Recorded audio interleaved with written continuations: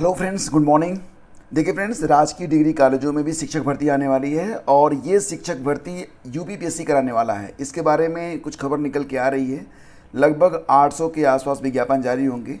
और देखो, यहाँ पर कोर्ट में फर्जी नौकरी, यानी कि गलत तरीके से लोगों ने कोर्ट में नौकरी प्राप्त भी कर ली, लेकिन बाद में डीबी में ये लोग पकड़े गए। डीबी मतलब जब लोकल लेवल पर समझ में आया कि हाँ भैया कुछ गड़बड़ हुआ है, जब जाँच पड़ताल शुरू हुई तो पता चला।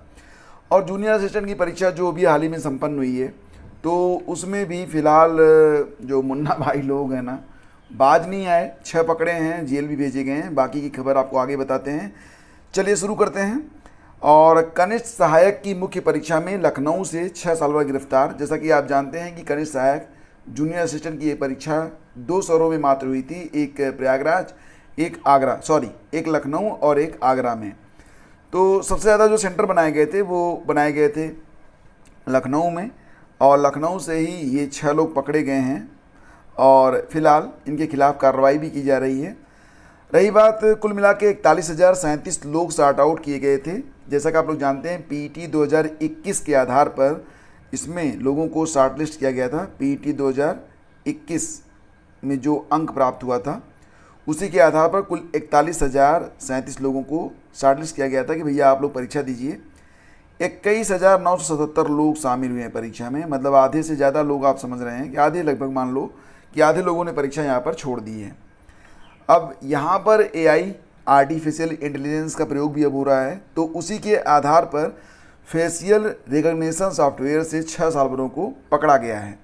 अब इनके खिलाफ़ कार्रवाई भी हो रही है। पूरा नाम यहाँ पर दे दिया गया है।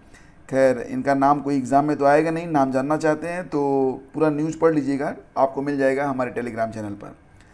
आगे बढ़ते हैं। फर्जी तरीके से कोर्ट में नौकरी हासिल करने वाले 6 बर्खास्त। तो बायोमेट्रिक मिलान न होने पर खुला राज। हाई कोर्ट की ओर से हुई थी ग्रुप डी की भर्ती।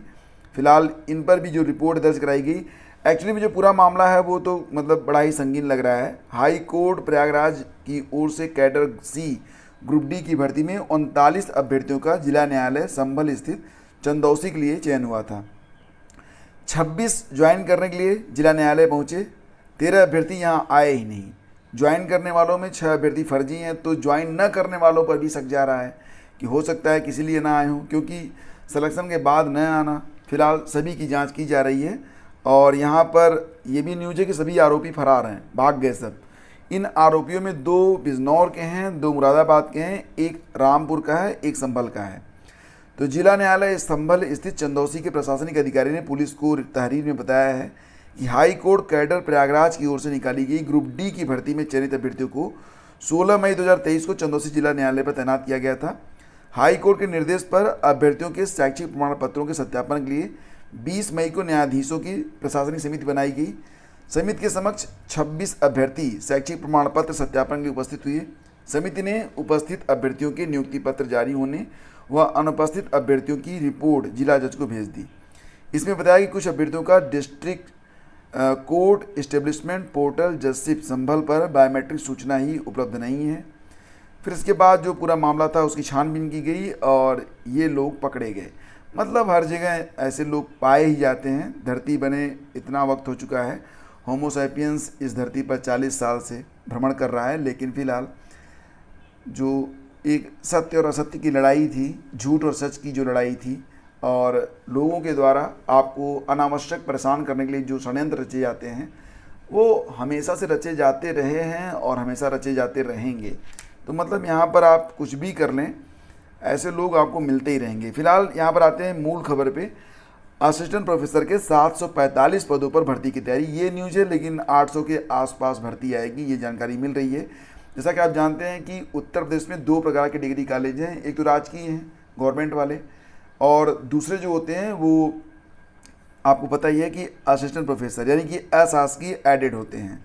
तो जो अशासकीय एडेड डिग्री कॉलेज होते हैं उसमें जो भर्ती होती है वो यूपीएचईएससी से अभी तक हो रहा था। अब ये जो भर्ती चली जाएगी नए गठित होने वाले शिक्षा सेवा आयोग को। लेकिन यहाँ पर जानकारी मिल रही है कि जो राजकीय महाविद्यालयों में शिक्षक भर्ती होगी वो यूपीपीएससी कराएगा। तो जानकारी यही प्राप्त हो रही है कि राजकीय महाविद्यालयों में असिस्टेंट प्रोफेसर के 745 पदों पर भर्ती की तैयारी की जा रही है। इसके लिए उच्च शिक्षा निदेशालय ने इसी माह की शुरुआत में सभी महाविद्यालयों के प्राचार्यों से रिक्त पदों का ब्यौरा मांगा था, जो निदेशालय को उपलब्ध करा दिया गया है। तो इन पदों पर भर्ती कौन करेगा? यूपीपीएससी करने वाला है। और फिलहाल आयोग ने बीते दिनों राजकीय महाविद्यालयों में असिस्टेंट प्रोफेसर के 108 पदों पर भर्ती की प्रक्रिया पूरी की है। तो इस बार समझ लो कि लगभग 7-8 गुना है, तो बड़ी शानदार बात है। अब देखो यहाँ पर क्या हुआ था कि जब निदेशालय ने कहा, शिक्षा निदेशालय ने, कि जो राजकीय महाविद्यालय हैं वहाँ के जो प्राचार्य हैं उनको पत्र जारी करके कहा था कि वैकेंसी ग्रिड पोर्टल को अपडेट करें, तो उसके बाद ये सारी वैकेंसी सामने आ रही है। अब क्या होगा कि कुल मिला के आपको बता दें कि असिस्टेंट प्रोफेसर के राजकीय महाविद्यालयों में कुल मिला के 3160 पद हैं। इसमें से 2415 पद पहले से भरे हुए हैं और 745 पद अभी रिक्त हैं। अब इन्हीं रिक्त पदों को भरा जाएगा। इसके लिए जो अध्याचन है वो यूपीपीएससी को भेजा जाएगा। यूपीपीएससी ही पूरी प्रक्रिया पूरी करेगा। देखो यहाँ पर मैं आपको बता दूँ तो आपको विषयगत जानकारी के साथ साथ जीएस भी आपका स्ट्रांग होना चाहिए। देखो कुछ भी करो, आप प्रयास करो कि जीएस आपका मजबूत रहे, क्योंकि जीएस से अगर आप चूके तो डेफिनेटली आपको काफ़ी नुकसान उठाना पड़ सकता है। अगर उम्र बढ़ रही है तो चिंता मत करो, 40 साल के बाद भी बहुत सारे अवसर होते हैं। असिस्टेंट प्रोफेसर जो कि यूपीएचएससी करवाता था, तो उसमें भी कोई अपर एज लिमिट नहीं है। टीजीटी पीजीटी में भी कोई अपर एज लिमिट नहीं है।